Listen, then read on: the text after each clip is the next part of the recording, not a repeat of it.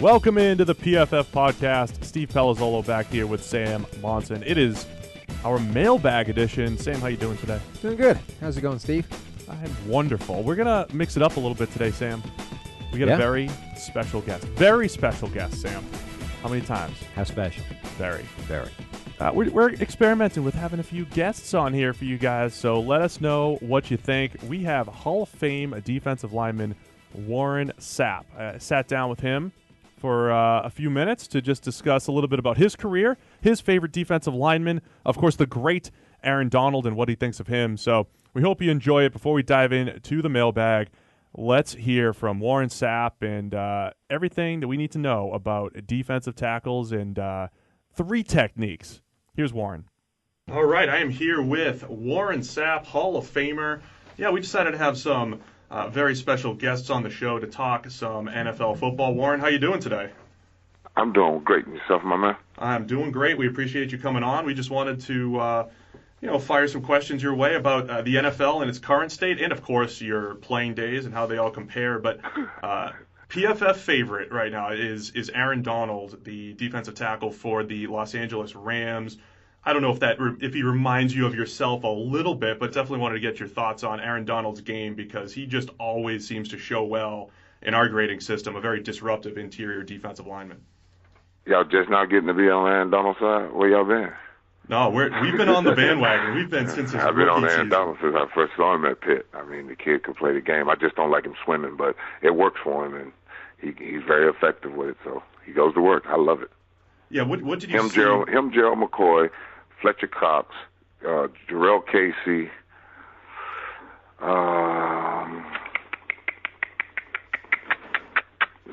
the big boy in Atlanta's working. Oh, Grady Jarrett? Yeah. Big boy's in there. And I don't know why they love Snacks in New York. I guess he's just big and got a good nickname, but, that's what it is. Oh, Snacks is just a different style player from you, right? That's why. Like I said, he's got a beautiful nickname, and it's New York, so you have to deal with it. So you obviously love those Warren Sapp-like three-technique penetrators. What do you think of a guy like Aaron Donald when he's at Pitt? I like difference makers, somebody that can affect the game, especially from inside, because they've always told us inside we just run stoppers and the Chris Bakers and the Ted Washingtons of the world and the refrigerator Perrys. No, we're not. We're athletes who can get on the edge, turn the corner, and affect the football game. So that's why you love Donald from the beginning. Any tricks to this undersized stuff? I knew he was going to be on the edge every day of the week and twice on Sunday. And, boy, except for the first game he played where he was a little rusty because I expected it to be a little rusty. But, boy, he almost looked like a fish out of water that first game. How did he grade out his first game? I think that was actually his lowest game of the season. Oh, absolutely it was, because I had to tweet a couple of them. I'm like, Aaron, you don't get a new contract doing that, baby. Come on now. Is there a fine line between being disruptive and getting caught upfield, trying to go get yours versus losing your gap when you're trying to be that disruptive three-technique style player? It depends on the system. It depends on the system and what they're asking you to do. Like I used to think Johnny Randall used to get up the field too far. Yeah. But it worked for Minnesota. You see what I'm saying? I couldn't get that far up the field in Tampa. I wasn't going that far up the field in Tampa. No way. I wasn't going to be that far out of the play. But, some guys, they think penetration and they get up the field and then you can run a trap play on them. But, Aaron's good enough to play the trap. So is Jarrell Casey. So is Fletcher Cox. So is Gerald McCoy. So was I. Those are the good ones. They can play it all. The trap, the pass, run. They three-down players, almost like Marshall Faulk and Roger Craig, those three-down backs that we talk about that don't exist anymore. Right. These specialty guys come in third down. He's a screen, draw guy, so you put him in and then you run the ball with him, But I love the kid down in the Saints. Oh, my God. Jeez. But when you see him smile, you know why Nick Saban didn't put him in the backfield. How has the game changed since you played, too? I mean, that Tampa Bay defense gets known as that, that one-gap penetrating team that may have, changed the way the NFL's gone a little bit. How has it changed? No. We was more than that. We were a team that, because in the 90s football and the 80s football that I grew up to, because I'm a 44-year-old. I'm showing my age, and I don't mind it. I love watching Eric Dickerson on CBS going down the sideline with the Jerry curl. That was beautiful for me on Sunday. I was there when they turned the L.A. Rev game off and put the Heidi on. I was going crazy, too. I was a kid in front of the TV when that happened. So, I remember football when you defended the middle of the field and the bang eight was the bang eight. And, I used to remember hearing receivers like, you might as well catch it, you'll get hit anyway. That's no more. that's no longer the game. I mean, Right. I tell Lynch all the time, we're dinosaurs for a reason, baby, because I don't think I could stand getting scored on 38-35 and winning the game every week. They get some high fantasy scores, though. Hey, listen. We used to live by scores. a trade. Championship. Defense wins championships. No. Defense gives you a chance, and your quarterback and your offense has to win it for you. That's why we keep track of fourth quarter and overtime comebacks. True or false? Oh, absolutely. Yeah. I don't have one. They don't even have me with a game closing sack calls fumble. I don't even get one of those. None of that. They'll keep track of none of that. So your defense gives you a chance, and your offense goes out and wins it for you. Stay within a touchdown or now 2-point conversion, and you're still in a football game. Hey, we keep track of all that stuff. What are your thoughts on? I know you do. Yeah, that's our job. Right. That's what right. Nobody has a game because I'd love to know how many game-ending sack call fumbles I have because I think I know. You know? Okay, let me go dig that up. We'll go find something. Dig that one up for me. You can even text me back. Don't worry about it. Don't hit your show. Let's go to the next topic. What are your thoughts on that? Because we're big on disruption and quantifying it. So when you don't even get the sack, when you are pressuring the quarterback, eating too. Because Rob Marinelli used to, that was the way I used to live. When people tell me, like I played the NFC Championship game and I got 0 tackles, 0 assists, 0, sacks, 0 everything, just goose eggs. And I said, I'll sit down with you any day of the week and watch that championship game.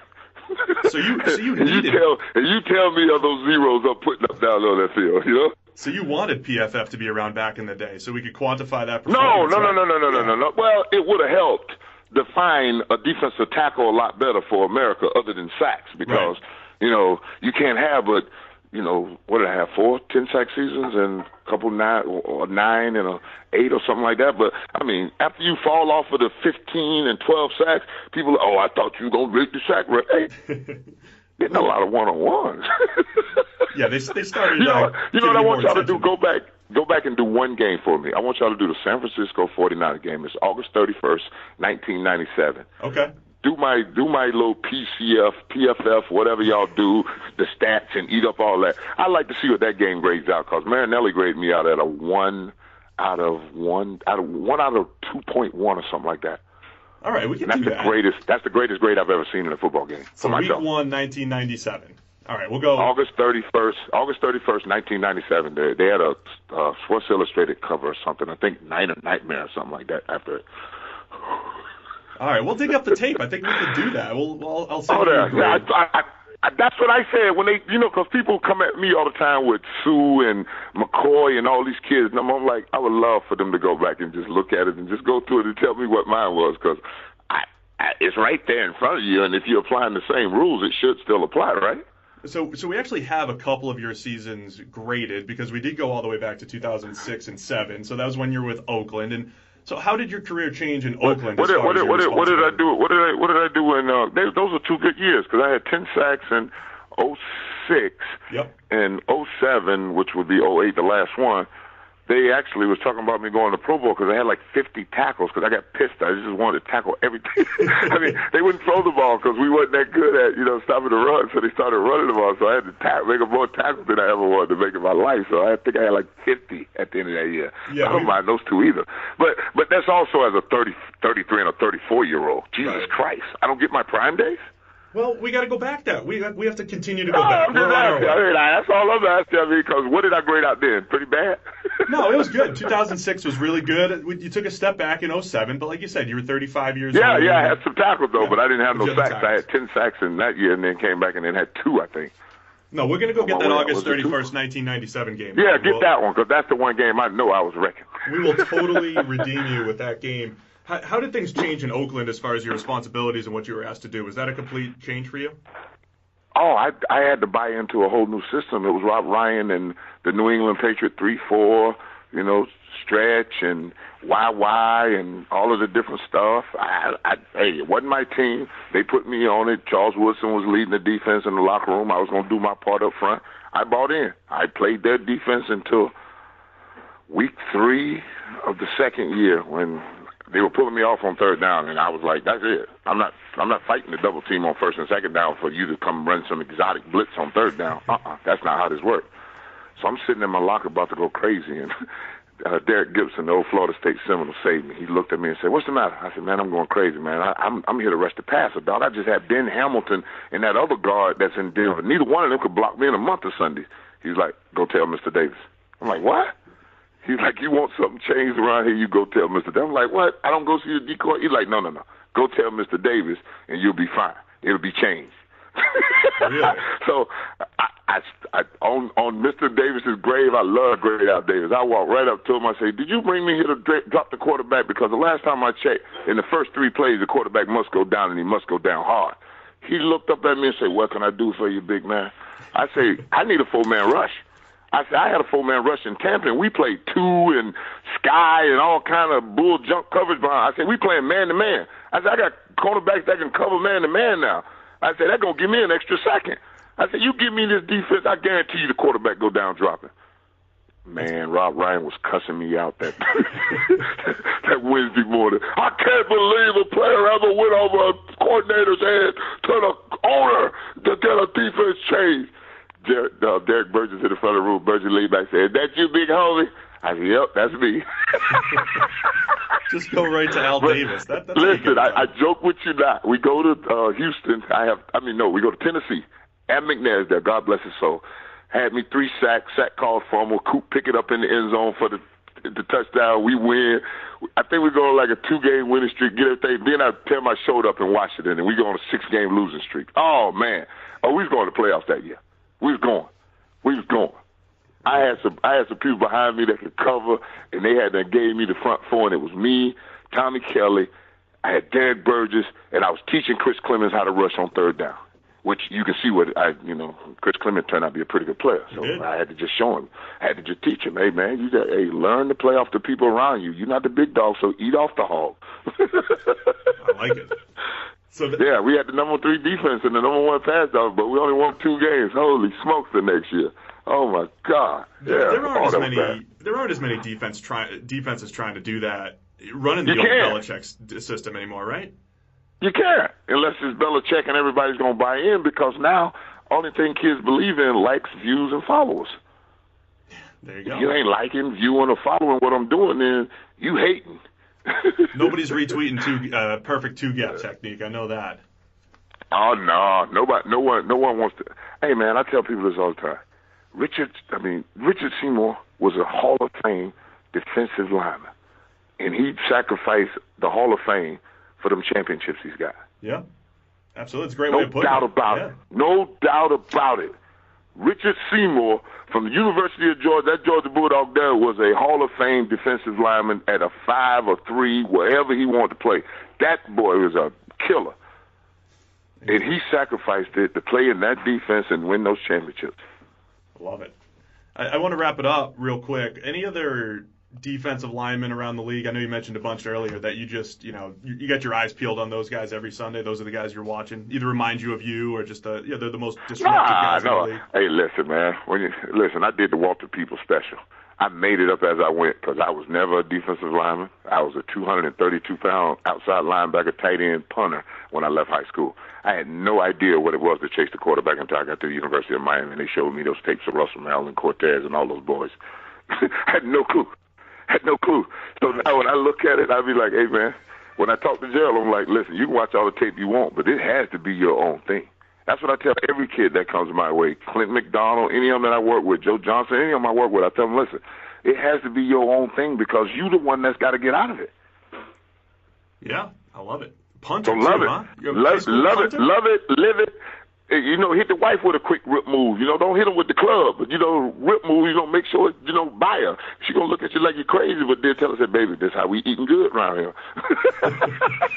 I love that you called it outside linebacker, tight end, punter coming out of high school.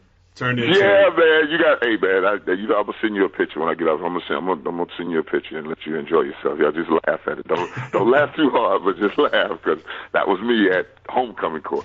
I love it. Hey, the more you can do, adding value to the squad. I love it. Hey, that's the NFL. The more you can do, then you keep a job. That's exactly what that is. I know why you stay. Oh, and now, you know what I want to tell y'all, fellas? Yeah. You must punt in the National Football League. Must punt. This ain't Madden. You got to punt. This ain't Madden. Don't go for it. You got to punt. The analytics guys are all about going for it on fourth down. Do not have your defensive tackle mad going on the field defending 45 yards. That's very hard. Let me wrap it up with that. There's a lot of teams around the NFL that have good defenses and some rough offenses, and sometimes it works the other way. How does that work in the dynamic of a team? You guys are crushing it on defense, and the offense just isn't keeping up. And if you want to go for it on fourth down, you know what you do? You tell me in the beginning of the week, we're doing this all game long, and we have a mindset all week long. And therefore, I know already it's going to be a slobber knocker. So everybody's not all of a sudden surprising you, oh, don't throw it to me on fourth down. No. You want it thrown to you because we're doing it on fourth down.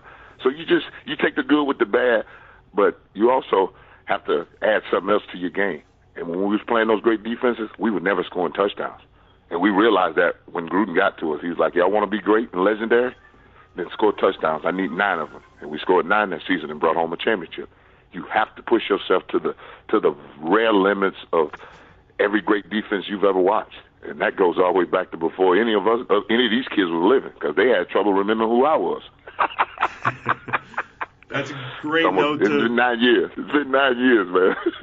Hey, everybody remembers Warren Sapp, Hall of Famer. Thanks again for joining us. Great insight. Love that.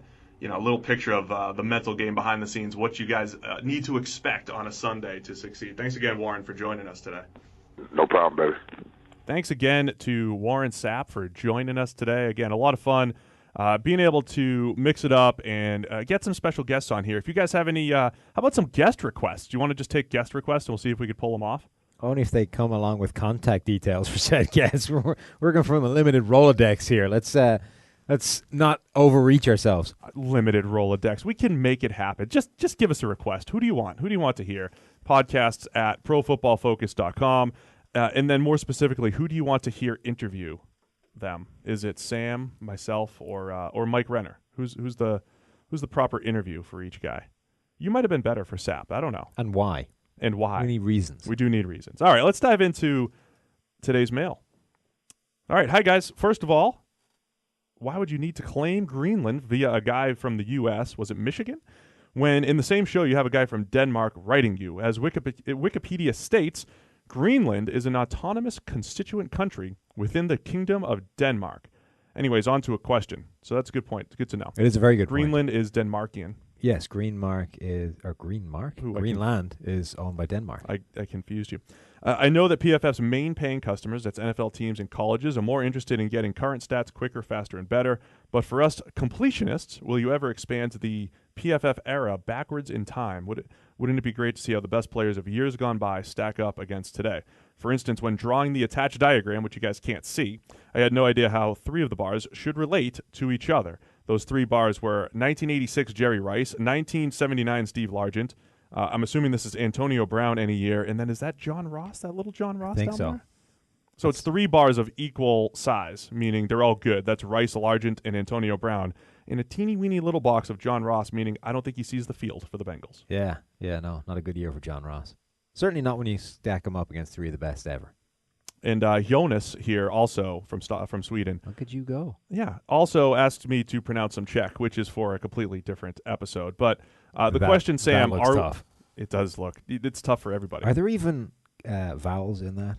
It's just a whole string of consonants. Yeah, I'm pretty sure that's the home row on the keyboard, over and over again, minus I. Well, there's also some weird. I mean, I don't even know. I's not even on the home row. What that thing is above the C. Either way, I'm not even attempting that. Yeah, so there's some check there. Yeah. Anyway, Sam, the question's about going back in time. Let's hope that the powers that be are not listening to this episode because, it's not always – it's fun to go back in time, but it's also not fun to go back in time. Depends on – because the video is just a little tough to see. But it is kind of cool going back and seeing a completely different age of the NFL. We graded 2006 and 7 over the last few off seasons. What are your thoughts on going backwards? I would love to go backwards, but only for specific people. I have very limited interest in seeing the entire 2005 season, but I have a huge amount of interest for grading like Randy Moss in 1998 or Warren Sapp's one game in 1997. Yeah, any kind of great play like Steve Largent 79, Jerry Rice in 86. I'm really interested in seeing how all-time great players stacked up at their very best. Barry Sanders in I think 97 with that 2,000-yard season. To see exactly how good those guys were at their best. I just don't know that we're going to get to do that. Yeah, the challenge, though, the thing that makes us special, Sam, though, is we can, we know to go back and find 87 Rice and all that stuff and 98 Moss. But what about the guy that maybe didn't show up on the stat sheet that would have graded well? That's the tough part, is finding those sleepers that we've always Henry been Jordan, finding. Super Bowl I. There you go. Was that was that your superstar? Was that your player of the game in Super Bowl I? Yeah, he was the Green Bay Packer. It turns out he's a Hall of Famer anyway, so it's not like it's not like he slipped too far under the radar. Big sleeper. But Buck Buchanan for the Chiefs was the big superstar defensive lineman in that game. But Henry Jordan was an absolute monster in Super Bowl I. Absolutely destroyed the Kansas City Chiefs side of the line. Particularly beat up on a guy at left guard who I assumed, not knowing most of these players, was just some random scrub in the AFL who happened to have the bad fortune of going up against a Hall of Famer in that game. Turns out he was actually like a 5-time AFL All-Star who had his ass handed to him by Henry Jordan. So well, there you go. I have a huge amount of respect now for Henry Jordan based off Super Bowl I that we graded. Anyway, we do have people within the company that love going backwards. We've put some basic work into the 2005 season, so we might be doing a little bit more of that going forward. I don't know how much content we'll reveal off that, but it is fun seeing the results. And there's some maybe some college guys I'd like to go back on too. So the same way you're saying, hey, let's go see Moss's 98. I want to see, hey, how did Cam Newton grade in college? How did Tom Brady grade in college? How did some of these guys grade in college? And would we have been able to identify them as stars coming out? 2005 strikes me as a particularly dull year, just off the top of my head. I mean, 2004 had Peyton Manning's awesome season. It had Dante Culpepper having a great season that was just worse than Peyton Manning, so people don't remember it. Right. Randy Moss was great that year as well. There's a bunch of really great performances in 2004. I can't think of too many in 2005. Yeah, I mean, it was a Steelers-Seahawks pretty uneventful Super Bowl. So we'll see what happens. So stay tuned is your short answer. Stay tuned. Where are we going with this next question, Sam? Am I reading this entire thing? No. Bad podcasting again. No, you're not. Hey, Sam and Steve, we're going to skip because there's so many words here. While maybe I'm a couple months behind and I kind of still hope the Browns trade down against and draft Darius Geis and Derwin James. That'd be interesting. All signs point toward the team abandoning any committed development of Kaiser and picking a QB first overall.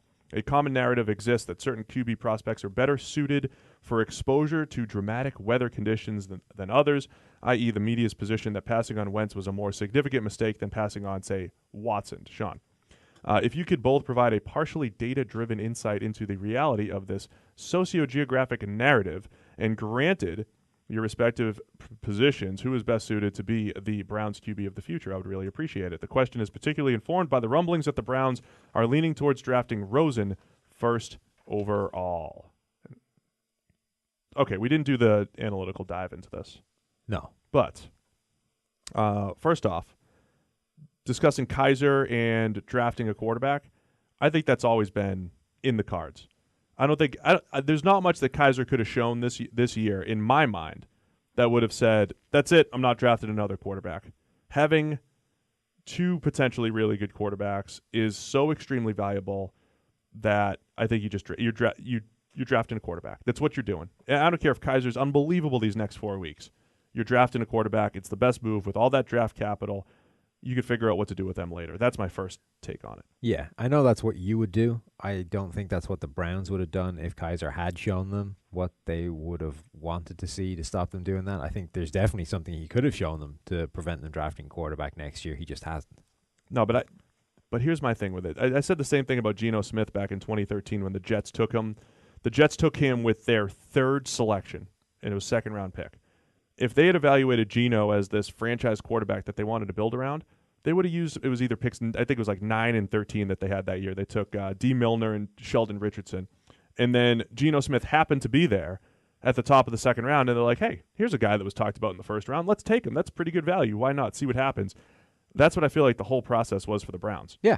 Right? Absolutely. He was their fourth selection, yes, DeShone Kizer. But if he had a rookie season like Russell Wilson or like Dak Prescott, they wouldn't be drafting a quarterback in the next draft. It would have had to be on the highest end of the highest end. I think things have gone pretty much as expected. He's shown flashes of potential. So my point with this whole thing is if them drafting another quarterback is not giving up on Kizer, it's the expected result. the expected result of Kaiser's going to have some highs and lows, but there's another guy in the cards. Yeah. That's my thought on it. As far as, I don't know that we've done the data analysis on it, though. There is something to, I think, arm strength and the cold and everything. And I was just talking to Zach about this, watching Mitch Trubisky, who doesn't always throw the tightest spiral, and it doesn't look great when he's playing in Chicago. And I think that could potentially be a factor for him there going forward. And I like Trubisky as well. Talk me out of Baker Mayfield as the number 1 overall pick in this draft. I don't want to. Okay. Do I need to? Talk the people into Baker Mayfield as the number 1 overall pick in this draft. You doubt Baker Mayfield. I'm not going to do it. I don't doubt Baker That's Mayfield. I'm talking, that's a collective you. You guys go ahead and doubt Baker Mayfield. Okay. He continues to exceed expectations. As far as the on-field stuff, look, if you watch the game, I was just watching the tape from the TCU game on Saturday. He makes this tight window throw with anticipation, perfect ball location in the red zone around 4 defenders. He has a lot of open throws in that Oklahoma system, but he's shown those NFL-type throws. He also makes them over and over again. He also has the accuracy to bean a guy in the head for running across his line, warm-up line. I think that's a laudable quality. That's a tangible quality, Sam, Absolutely. but that's also that's the it factor right there. It 100% is. He had the balls to take the shot, and he had the accuracy to pull it off and to bean the guy in the face. That's a number 1 overall pick to me. All that said, I wouldn't argue against Rosen number 1 overall. I do think his highs are extremely high and will translate to the NFL. But his highs are like Baker Mayfield's baseline. Not necessarily. I'm talking about the style in which they're doing it. Intermediate level, Rosen probably a tick better accuracy-wise too, as far as that place where you need to win at the NFL level. With Rosen, it's more the low. To me, it's the lows. Oh, definitely. Of Rosen that are the issue. And you've called him, Jameis-y. White Jameis. White Jameis. I compared him to Jameis on ESPN Insider last month, and I think there's something to it. And I'm more of a Jameis guy than you are. Yes. So that does affect. Yeah, no, White Jameis to me is not necessarily a positive thing. And I'm like, yeah, that's right. He's a number 1 pick. So sign him up. So that's where we are on that debate. But look, I would take Baker Mayfield right now. Looking at everything, I would take him first overall and not have a major issue with it. Number 1 quarterback in the nation in terms of adjusted completion percentage, like 4% higher than anybody else. Number 2 last season, and what are we? 2015. Top overall grade the last 2 seasons. Yes, and this year as well, right? So it's going to be 3 by the time he's done. Well, no, he was third, I think, in 2015. And first the last 2 years. Okay. Is in overall grade. Number 6 in terms of adjusted completion percentage in 2015. So he's been top 6 in each of the last 3 seasons. He's outstanding. And look, you can strip out a lot of the easy throws that he gets. He gets a lot of easy throws in that system, more than, say, Josh Rosen at UCLA and Sam Darnold at USC. But if you just put the quote-unquote NFL throws on, they're in there. Yeah. Right? So you have to sort through some of the throws, and that inflates his stats a little bit. It does. It inflates them, but there's a ton of more inflating offenses in college than Baker Mayfield's playing in. Agreed. So it doesn't negate a lot of the stuff that he's doing. You can't ignore it. So big Baker Mayfield fans over here. All right, we're skipping a couple here. Hey, look, there was some good interaction this week. Some people went above and beyond. They did. Some guy sent us like photographs of stuff, of his family sitting in Greenland, that kind of thing. That's impressive. Dedication. Yeah. So we appreciate the dedication. We just can't get to every single one. Also, a lot of maps. I didn't realize there were that many maps to choose from. But apparently, Eric with 2K. Eric Smith. I mean, I kind of want to just explain his. You don't want to do the maps? No, I don't want to do the maps. There was an old map, then there was a new map. But he graded the elementary school Mercator map at a 35.4. That's kind of a lot of hate. It's a bad grade. He doesn't know the play call. But then the next map appears to just be an unfolded globe. Yeah, that can't have gotten a good grade, right? That got like a 91.6, didn't it? That's the max grade you can get. Oh, he's charging us for full grades. Who does that? That is weak.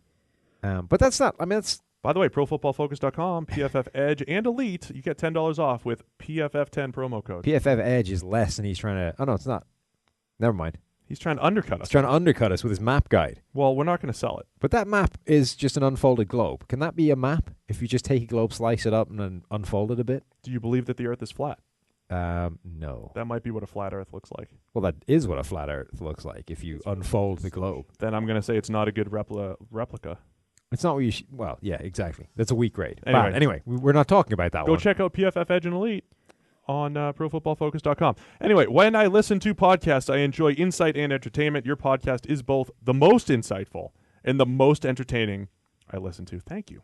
I have a theory as to why listeners allegedly prefer Sam to Steve. European listeners will prefer Sam because he is more relatable, while American listeners confuse Sam's accent for wisdom. How about that? Personally, I think you are both very talented. I trust you both to give honest insight while not pretending to know things you don't.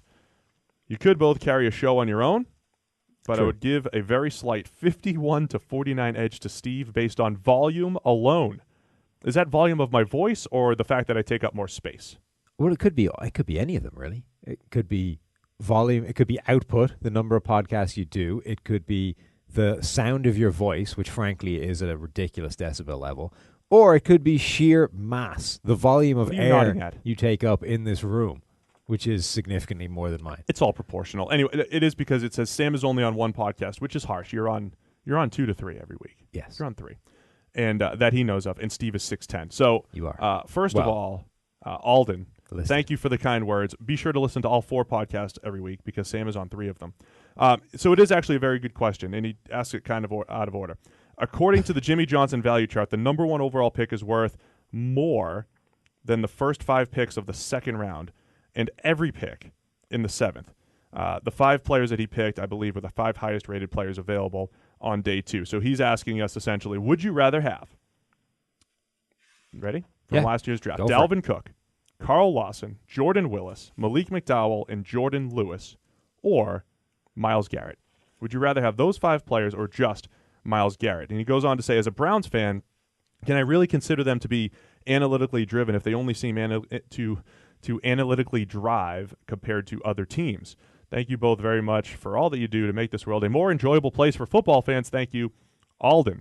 Thank you very much for the kind words again, Alden. So basic question. Would you rather have these 5 picks at the top of the second round or Myles Garrett, the number 1 pick overall? Definitely the 5 picks in the second round. Yeah, there's no question. What I find is a more interesting question is, would you rather have the number 1 overall pick or every pick in the 7th round? That I would probably take the number 1 overall pick. Every year or just this year? Now, look, when it comes to value charts, I am a firm believer that you can't just put this arbitrary number like the Jimmy Johnson. It's worth 2,500. It's relevant to who's available. Right. Exactly. And every team should adjust it based off, hey, there's an Andrew Luck available, or Eric Fisher's the top guy. Yeah. I mean, if we're talking Eric Fisher versus... Eric. Why are you going to hate on Eric? He wasn't a very good number 1 overall pick. But if you're talking Eric Fisher versus every pick in the 7th round, and maybe you stumble upon a Julian Edelman, yeah, maybe you take the 7th rounders. I'd probably take the number 1 overall pick, though. I'm just trying to find the last 7th rounder that's actually been any good. This is good podcasting, actually. Oh, absolutely. Sam is Jeopardy music. Oh, Trevor, Sam is just Trevor Simeon, Taylor's trying to point out. Trevor Simeon has been good for a 7th round pick. Yes. For whatever that's not worth. for an actual football player. Would you rather have, so Dalvin Cook, Carl Lawson, Jordan Willis, Malik McDowell, Jordan Lewis, I would absolutely take all those guys. I would take the 5. Draft season's right around the corner, and we'll be talking plenty about the draft starting in January, February, all the way leading up to it. You will hear me speak obnoxiously about taking the best players, just draft good players, real simple. My philosophy on the draft, but draft a lot, right? The more you draft, the more lottery tickets you buy, the better chances of winning. So I am all about high volume drafting. I believe that is the analytically inclined thing to do. As far as the Browns go, they've done that. They've drafted 14 and 13, and this year they have another 12 or 13 picks. That is the way to go. That is the way to turn around a franchise. I don't know if they had the opportunity to, say, flip Myles Garrett for those other 5 players. At some point, it does help to get that high-quality player when you're drafting for volume, too. Yeah, there hasn't been a good 7th round pick in a long time. That's not. You're going to need a lot more than the entire 7th round to justify that number 1 overall. So I would pick. disagree with that Jimmy Johnson chart. You're going to need how much of the back end of the draft would you need to give up the number 1 overall pick? So the entire 7th round isn't going to get it done. How much extra do I need to give? The last 2 rounds. The last 2. I got to give you the entire 6th and 7th round to get off the number 1. I would have to get, because there's so many guys. Think about all the undrafted guys. Yeah. Right. Assuming you evaluate properly. And look, at the end of the last couple of drafts, there are guys that PFF has really liked that went undrafted. If we just get all the guys that we liked, I'm pretty confident that in the 6th and 7th round, give me the last 2 rounds, that I could find 3 quality players How that would trump the top player. The question is, would you know? Would you know that you had the quality player, given that you just drafted every player in the? That's the bigger round? issue. Where do you put these guys in training camp? You're gonna have a big roster. At some point, you can't draft for volume any longer. No, it's true. At some point, you run out of room. It's a shame. It's an otherwise flawless plan. Anyway, I'll take the 5 over the 1. Yes. Ultimately. I mean, that's a good list of players. Dalvin Cook, Carl Lawson, Jordan Willis, Malik McDowell, and Jordan Lewis. Oh, yeah. You've got 3/4 of a defensive line right there. You have a potentially really good corner. And Dalvin Cook already looked like one of the best running. He looked like as good a league. running back as there was from this draft, which is a phenomenal running back draft. Yeah. So let's take those guys. Where are we going next, Sam? We are going to the Falcons fan from the Land Down Under. We got that's where we need to break out our Land Down Under soundtrack for Australia. Australia's back. Welcome back. I'm a huge Falcons fan from the Land Down Under, and over the NFL offseason, I spent some time watching a few Florida Gators college games, mainly because of Keanu Neal and Brian Poole being on the same field. It is here that I noticed that Poole mainly played the slot in college due to the other quality players around him, such as Vernon Hargraves and Quincy Wilson covering on the outside. Although teams overlooked him because of his size, I think he's an NFL-caliber player and consistently makes plays. I know he's not graded very high at PFF. He's not? I think usually he certainly was last year. But I think he's good enough to be the third corner of a championship team. I think the Falcons found great value in an undrafted guy whose skill set fits perfectly in their scheme, as they seem to have 5 DBs on the field every play. I was just wondering if you guys think teams should start to scout for specialist nickelbacks who played the slot reasonably well in college, rather than picking a guy who has to develop new skills to cover receivers inside. Really enjoy the podcast, so keep them coming. Thanks, Josh, from the Land Down Under. Yeah, where again we shall have music. Brian Poole's actually graded well for us last 2 years. 70, we like Brian Poole. 74 overall as a rookie, 77 overall this season. Was actually arguably the best rookie corner last year. Had 6 pass breakups, an interception, allowed just 9.3 yards per reception, which is very good. Even though slot guys, typically that's a lower number. This year hasn't allowed a touchdown. Again, in under 10 yards per completion. He's graded well. I think this is a really good question, though, that it does feel a lot of times that guys just take a guy who played outside and move him to the slot because he's short and can handle playing outside corner, as opposed to looking for specific dedicated nickel slot cornerbacks. And same thing to a degree on the other side with slot receivers. I think a lot of it you get guys moved around rather than looking for that. It's a specific role now in an offense and a defense. I think the term you hear a lot too is you get an outside corner and then the coach will say, well, he's capable of playing in the slot. Yeah. And it kind of becomes this afterthought. It's like, well, he's an outside guy. We want to develop him there first, but he could also do this. It's more of a versatility thing. We have worked, because we do work with 30 NFL teams. There was one team in particular that year after year would be like, hey, you got any slot corners for us? They would specifically ask for slot corners, and they would surf through our signature stats for, yards per cover snap and, not that you just want to line up the, statistically and just take the top guys, but sometimes a guy pops. And they were doing this both at the college and NFL level. It was just, hey, this is a need for us. We're going to exhaust all options. We're looking for a slot corner. So there are some teams that will do that, and I think more teams should do that. And I love me a good slot corner. Absolutely. You love you a good slot corner. I do. Who's your favorite slot corner? Ever? Overall? No, right now. When he's healthy, Tyrann Mathieu, right? Isn't he the guy? Isn't he like the prototype? He over Chris Harris? So Harris he's both though. He's not like he's not just a slot right now. No, but he might be the best slot in the league. He's the best pure slot corner. The best all-around slot corner as far as that Antoine Winfield wreck the game in all 3 phases, that's Tyrann Mathieu when he's healthy. We talked about this the other day. Play the run, cover. Antoine's your favorite ever then? I think so, yeah. He's the prototype destroyer. I like it. Rodney Barber. Rodney Barber? Rondé Barber. Well, I can't even pronounce a name that I know. Rodney Barber. I like it. Rondé Barber. Are we doing this Bo Jackson one? No. Why No, not? we're not. Because it talks about baseball, and I have a hard enough time getting you to stare off baseball without people prompting you. All right. Okay, would you rather start a team off with a top 3 safety, a top 10 cornerback, or a top 10 pass rusher? That's from Maximilian. Maximilian. Good name. I mean, I've talked before about the safety thing. It's not about how good the guy is. It's about what he allows you to do.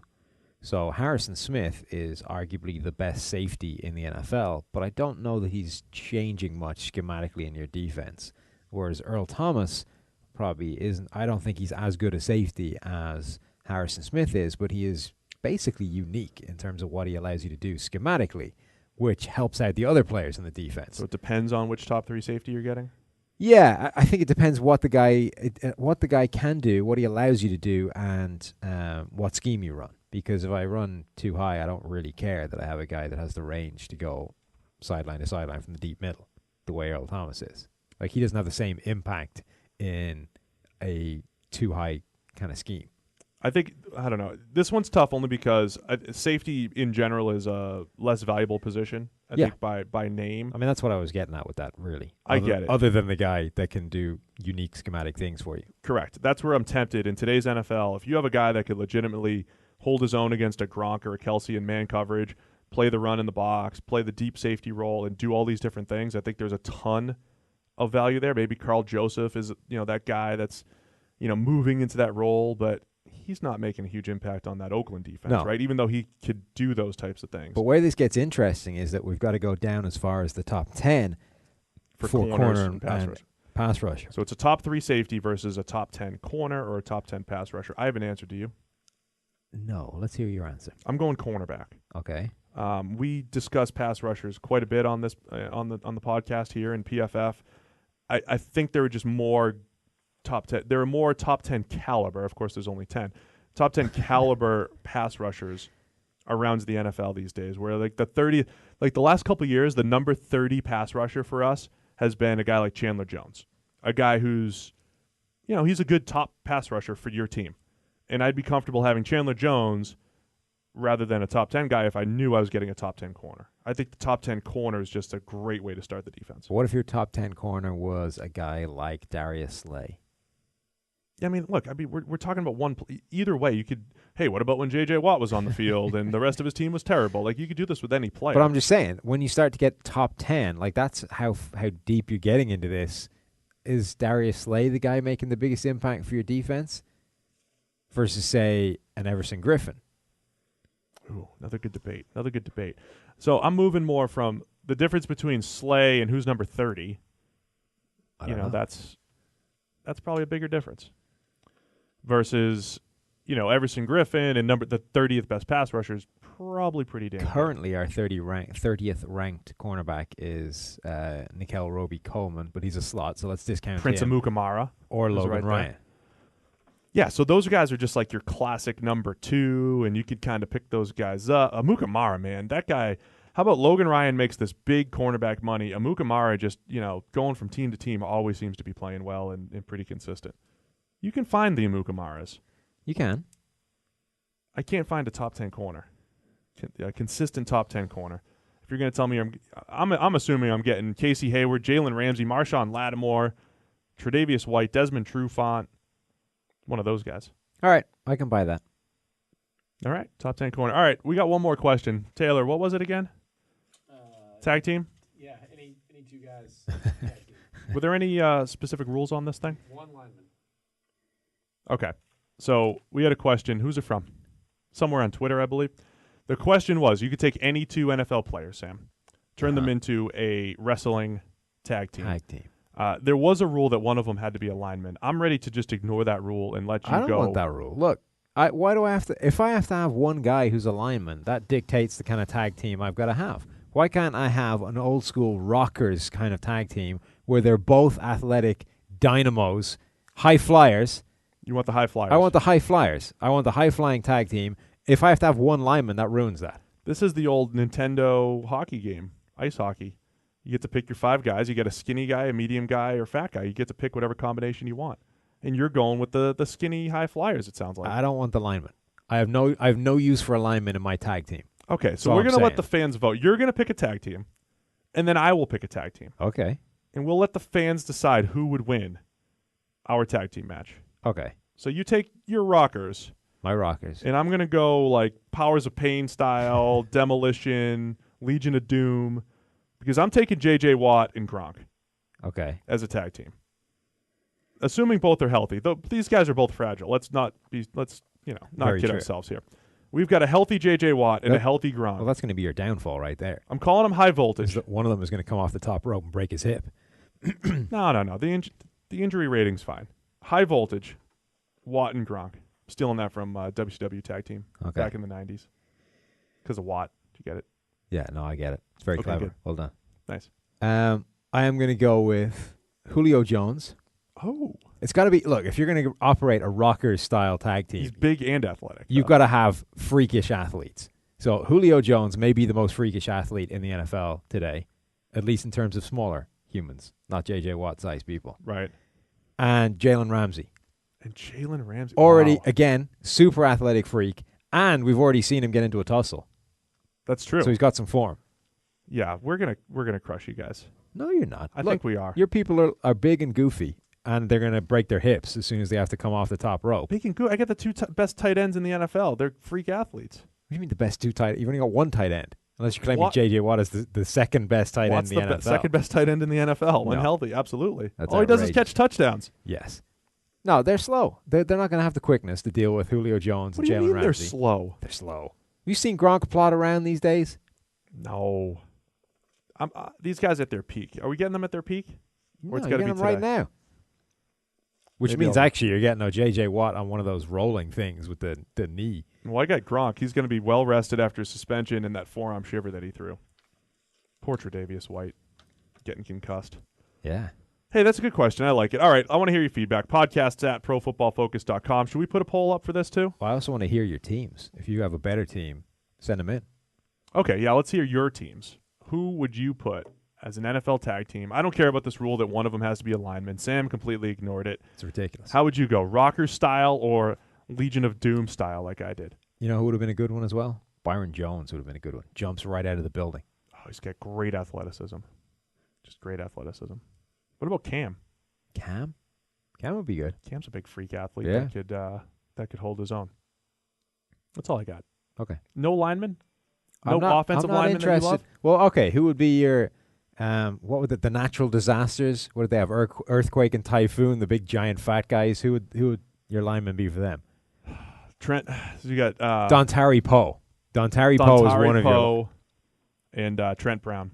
Trent Brown. That's a lot of natural disaster At right a total there. combined weight of 790 pounds. How's that? That's good. Yeah. We're going out on a high note. Thanks again for everybody listening to the Mailbag and our Warren Sapp interview. Be sure to check out profootballfocus.com for Elite and Edge and Elite Monthly, of course. And don't forget your $10 promo code PFF10 works for any of our PFF products. Hit us up at podcasts at profootballfocus.com. Let us know about our teams and your teams. And we'll be back for the Week 14 preview podcast. Thanks again for listening.